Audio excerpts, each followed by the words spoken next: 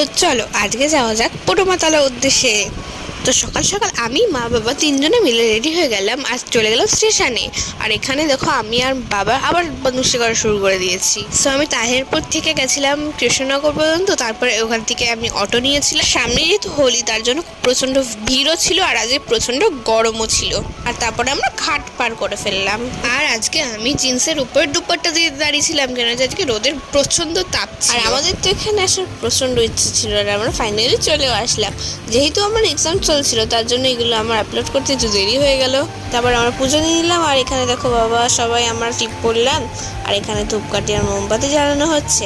আর আরও আমরা জায়গায় ঘুরতে গেছিছিল দেখার জন্য, পরের ব্লগটা মিস করবে না কেউ। এখানে দেখো কত বড় একটা শিবলিঙ্গ। তারপরে আমরা এখানেও পুজো দিলাম আর এখানে তিনটে ঠাকুর মন্দির ছিল, এসে তো আমাদের খুব ভালো লাগলো। তো আজ এই ব্লগটা এইটুকুই, দেখা হচ্ছে পরের ভিডিওতে। Tata bye bye.